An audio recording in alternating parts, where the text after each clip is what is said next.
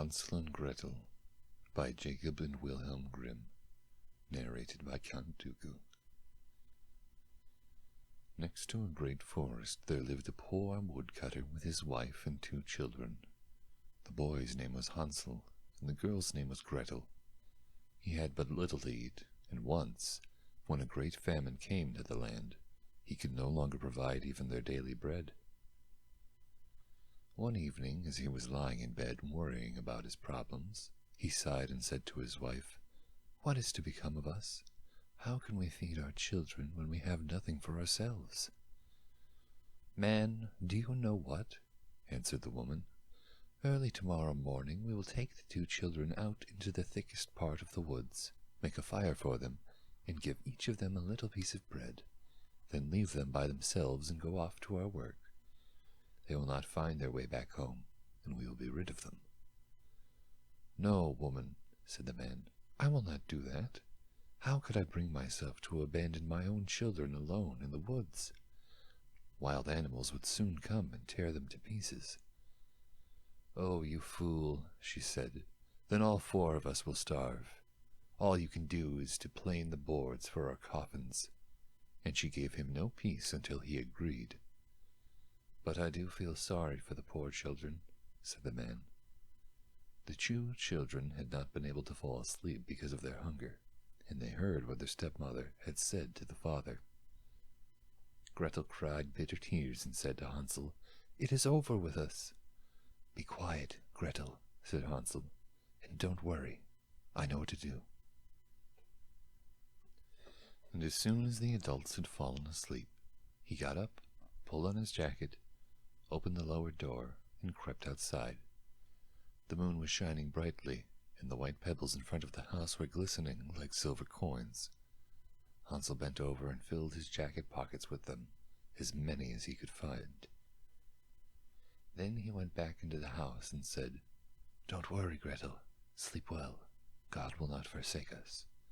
Then he went back to sleep. At daybreak, even before sunrise, the woman came and woke the 2 children. "Get up, you lazy bones. We are going into the woods to fetch wood." Then she gave each one a little piece of bread, saying, "Here is something for midday. Don't eat it any sooner, for you'll not get any more." Gretel put the bread under her apron, because Hansel's pockets were already full of stones. Then all together they set forth into the woods. After they had walked a little way, Hansel began stopping again and again and looking back toward the house. The father said, "Hansel, why are you stopping and looking back? Pay attention now, and don't forget your legs." "Oh, father," said Hansel, "I am looking at my white cat that is sitting on the roof and wants to say goodbye to me." The woman said, "You fool, that isn't your cat. That's the morning sun shining on the chimney." However, Hansel had not been looking at his cat, but instead had been dropping the shiny pebbles from his pocket onto the path. When they arrived in the middle of the woods, the father said, "You children gather some wood, and I will make a fire so you won't freeze." Hansel and Gretel gathered together some twigs, a pile as high as a small mountain. The twigs were set afire, and when the flames were burning well, the woman said, "Lie down by the fire and rest. We will go into the woods to cut wood. When we are finished, we will come back and get you." Hansel and Gretel sat by the fire. When midday came, each one ate his little piece of bread. Because they could hear the blows of an axe, they thought that father was nearby. However, it was not an axe. It was a branch that he had tied to a dead tree, and that the wind was beating back and forth. After they had sat there a long time, their eyes grew weary and closed, and they fell sound asleep. When they finally awoke, it was dark at night. Gretel began to cry and said, "How will we get out of the woods?" Hansel comforted her. "Wait a little until the moon comes up, and then we'll find the way." After the full moon had come up, Hansel took his little sister by the hand. They followed the pebbles that glistened there like newly minted coins, showing them the way. They walked throughout the entire night, and as morning was breaking they arrived at the father's house.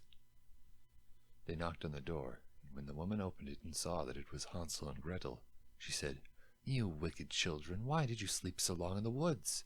We thought that you did not want to come back." But the father was overjoyed when he saw his children once more, for he had not wanted to leave them alone. Not long afterwards there was once again great need everywhere, and one evening the children heard the mother say to the father, "We have again eaten up everything. We have only a half loaf of bread. Then this song will be over. We must get rid of the children. We will take them deeper into the woods, so they will not find their way out. Otherwise there will be no help for us." The man was very disheartened, and he thought it would be better to share the last bit with the children. But the woman would not listen to him, scolded him, and criticized him. He who says A must also say B, and because he had given in the first time, he had to do so the second time as well. The children were still awake and had overheard the conversation. When the adults were asleep, Hansel got up again and wanted to gather pebbles as he had done before, but the woman had locked the door, and Hansel could not get out. But he comforted his little sister and said, "Don't cry, Gretel. Sleep well. God will help us." Early the next morning the woman came and got the children from their beds. They received their little pieces of bread, even less than the last time. On the way to the woods, Hansel crumbled his piece in his pocket, then often stood still and threw crumbs onto the ground. "Hansel, why are you always stopping and looking around?" said his father. "Keep walking straight ahead." "I can see my pigeon sitting on the roof. It wants to say goodbye to me." "Fool," said the woman. "That isn't your pigeon. That's the morning sun shining on the chimney." But little by little Hansel dropped all the crumbs onto the path. The woman took them deeper into the woods than they had ever been in their whole lifetime. Once again a large fire was made, and the mother said, "Sit here, children. If you get tired, you can sleep a little. We are going to the woods to cut wood. We will come and get you in the evening when we are finished." When it was midday, Gretel shared her bread with Hansel, who had scattered his pieces along the path. Then they fell asleep, and evening passed, but no one came to get the poor children. It was dark at night when they awoke, and Hansel comforted Gretel and said, "Wait when the moon comes up. I will be able to see the crumbs of bread that I scattered, and they will show us the way back home." When a moon appeared, they got up, but they could not find any crumbs, for the many thousands of birds that fly about in the woods and in the fields had pecked them up. Hansel said to Gretel, "We will find our way," but they did not find it. They walked through the entire night and the next day from morning until evening, but they did not find their way out of the woods.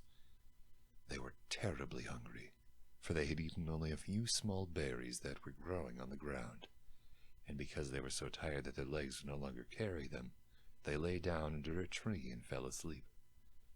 It was already the third morning since they had left the father's house. They started walking again, but managed only to go deeper and deeper into the woods.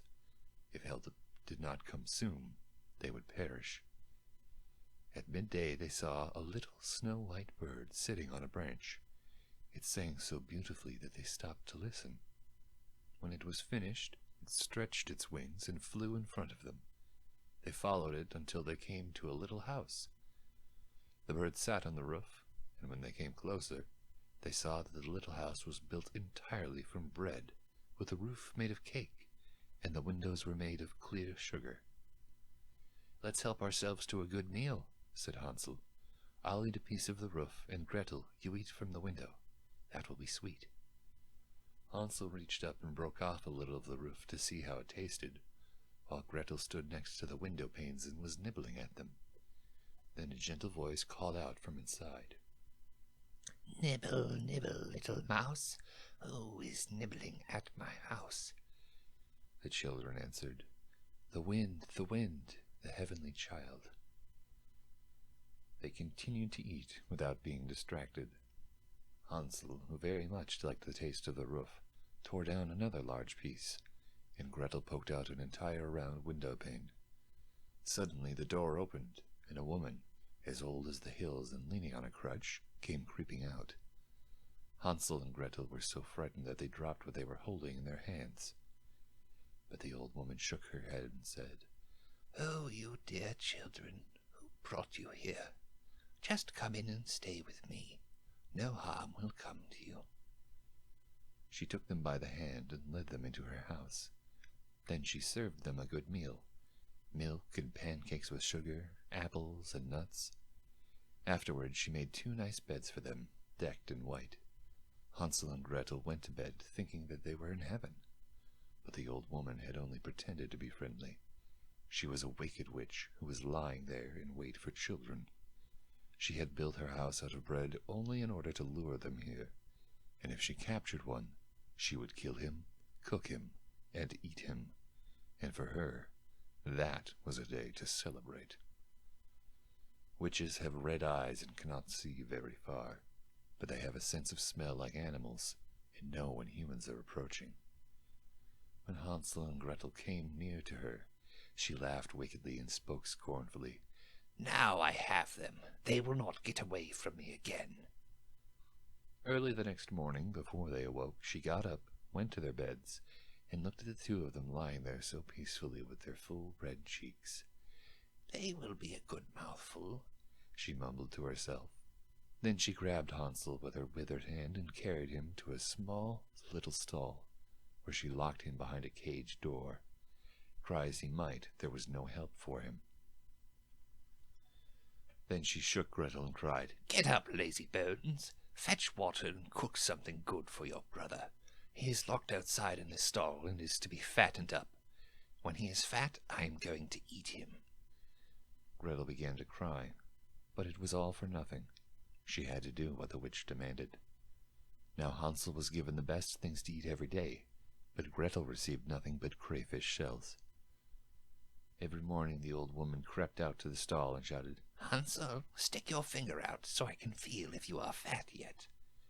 But Hansel stuck out a little bone, and the old woman, who had bad eyes and could not see the bone, thought it was Hansel's finger and wondered why he didn't get fat. When 4 weeks had passed and Hansel was still thin, impatience overcame her and she would wait no longer. "Hey, Gretel!" she shouted to the girl. "Hurry up and fetch some water. Whether Hansel is fat or thin, tomorrow I am going to slaughter him and boil him." Oh, how the poor little sister sobbed as she was forced to carry the water, and how the tears streamed down her cheeks. "Dear God, please help us," she cried. "If only the wild animals had devoured us in the woods, then we would have died together." "Save your slobbering," said the old woman. "It doesn't help you at all." The next morning Gretel had to get up early, hang the kettle with water, and make a fire. "First we are going to bake," said the old woman. "I have already made a fire in the oven and kneaded the dough." She pushed poor Gretel outside to the oven, from which fiery flames were leaping. "Climb in," said the witch, "and see if it is hot enough to put the bread in yet." And when Gretel was inside, she intended to close the oven, and bake her and eat her as well. But Gretel saw what she had in mind, so she said, "I don't know how to do that. How can I get inside?" "Stupid goose," said the old woman. "The opening is big enough." "See, I could myself get in." And she crawled up and stuck her head into the oven. Then Gretel gave her a shove, causing her to fall in, and she closed the iron door and secured it with a bar. The old woman began to howl frightfully, but Gretel ran away, and the godless witch burned up miserably. Gretel ran straight to Hansel, unlocked his stall, and cried, "Hansel, we are saved! The old witch is dead!" Then Hansel jumped out, like a bird from its cage when someone opens its door. How happy they were! They threw their arms around each other's necks, jumped with joy, and kissed one another, because they now had nothing to fear. They went into the witch's house. In every corner were chests of pearls and precious stones. "These are better than pebbles," said Hansel, filling his pockets. Gretel said, "I will take some home with me as well," and she filled her apron full. "But we must leave," said Hansel, "and get out of these witch woods." After walking a few hours, they arrived at a large body of water. "We cannot get across," said Hansel. "I cannot see a walkway or bridge." "There are no boats here," answered Gretel, "but there is a white duck swimming. If I ask it, it will help us across." Then she called out, "Duckling, duckling, here stand Gretel and Hansel, neither a walkway nor a bridge. Take us onto your white back." The duckling came up to them, and Hansel climbed onto it, then asked if his little sister to sit down next to him. "No," answered Gretel, "that would be too heavy for the duckling. It should take us across one at a time." That is what the good animal did, and when they were safely on the other side, and had walked on a little while, the woods grew more and more familiar to them, and finally they saw the father's house in the distance. They began to run, rushed inside, and threw their arms around the father's neck. The man had not even had one happy hour of sleep since he had left the children in the woods. However, the woman had died. Gretel shook out her apron, scattering pearls and precious stones around the room, and Hansel added to them by throwing one handful after the other from his pockets. Now all their cares were at an end, and they lived happily ever after. My tale is done, a mouse is run, and whoever catches it can make for himself a large, large fur cap.